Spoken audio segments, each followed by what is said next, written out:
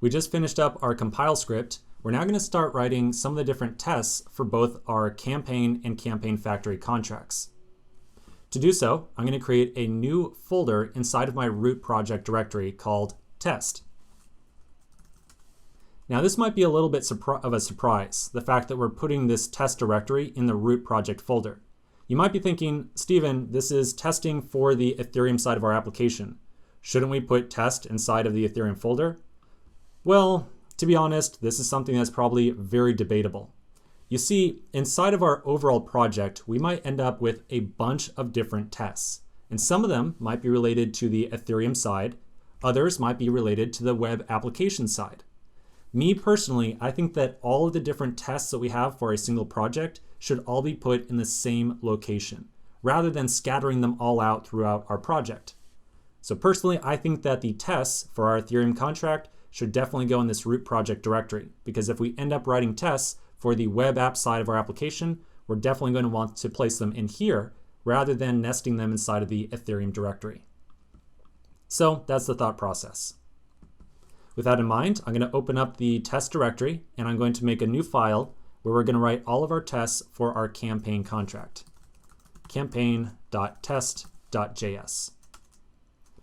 Even though we have two separate contracts, I'm only going to create one single test file. The reasoning behind this is that, the two contracts we have are so incredibly closely related that I think that it kind of makes sense to just keep them all in the same test file. In addition, there's not really a lot of stuff that we have to test around the campaign factory itself. The campaign factory really just does two things. It deploys instances of the campaign, and it retrieves a list of all the different instances it has deployed. Those are two tests that we can very quickly merge directly into this campaign.test.js file. All right, so inside of here, let's start writing out some of our boilerplate for putting together a test file. This is going to look very familiar, very similar to some of the testing setup we did previously.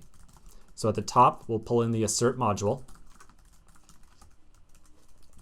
We'll pull in the Ganache CLI. We will pull in the web3 constructor. So notice this has a capital W right here, capital W.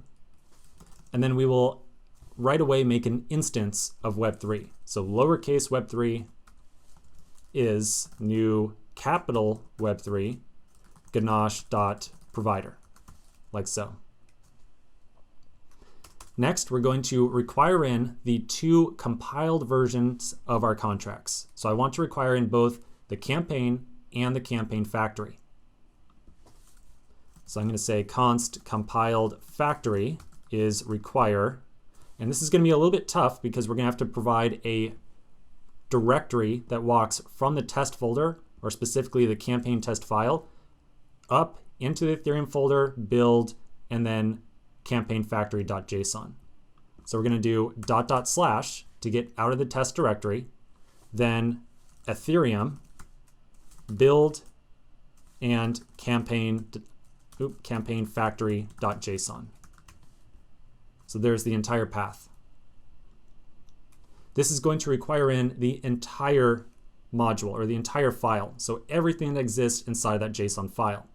This is a little bit different than what we did previously, where we only imported in the interface and the bytecode properties. This time, we're just going to pull in the entire thing. Next, we're also going to require in the campaign itself. So const compiled campaign is require ..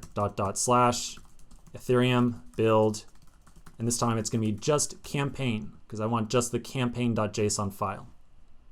So campaign.json, like so. All right, now that we've got these, we'll put together our before each statement, and inside there we will use our account to deploy a new instance of our factory. And then we can manipulate that factory and start creating campaigns and writing tests around it. Before we write the before each, we're going to declare a couple of reusable variables with the let keyword. We're going to end up with 4 different variables here. So we're going to say let accounts. Accounts is going to be just what it was before, a listing of all the different accounts that exist on this local Ganache network. We'll do let factory. This is going to be a reference to the deployed instance of the factory that you and I are going to make. And then we're going to do two others, and I'll tell you exactly what these are when we start writing some code around them. I'm going to say let campaign address and let campaign, like so. Then we can define the before each. So I'll say before each. I'm going to make sure, 100% sure, that I mark this as async. And then inside this function, we'll get our list of accounts, just as we did previously. And we're going to then deploy an instance of our factory contract by using the compiled factory right here. We've gone through this process many times so far throughout this course. Remember, we're going to use the contract constructor that is a part of the web3.eth library. And then we're going to pass in our compiled factory's ABI, or its interface. We will then deploy it and send the transaction out to the network. So 3 separate steps. So we'll say factory is going to be await new web3.eth.C contract. And then we have to pass in our compiled factory ABI. So it's the interface property off of compiled factory right here. Remember that when we pull that property off of compiled factory, it will be JSON, but this constructor right here does not expect JSON. It wants to see an actual JavaScript object. So we have to parse this thing. So we're going to say json.parse compiled factory dot interface.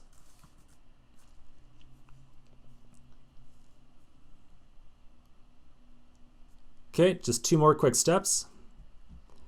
This creates the idea of the contract inside of Web3, but now we have to actually attempt to deploy it. Because we're not working with an existing instance. We're trying to deploy a new instance of our factory. So we're going to chain on a .deploy. Remember that the .deploy statement right here receives the actual bytecode that we're trying to deploy to the network. And we provide that on the data property. So we say in an object, data is compiled factory dot bytecode. And then the last step, we're going to write out the actual sending of the transaction. So we do .send. We have to specify which account is going to attempt to deploy this. So we'll use accounts at 0. And remember, we just fetched our accounts a second ago with the get accounts.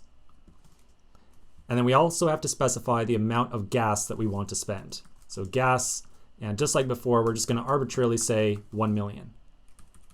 And of course, not use the commas. I just put them in there so you can very clearly see that it is 1 million. All right, so we've done a lot of typing in this video so far. Let's pause right now. When we come back in the next video, we're going to talk about why we created these 2 variables, campaign address and campaign. So quick break, and we'll keep on going.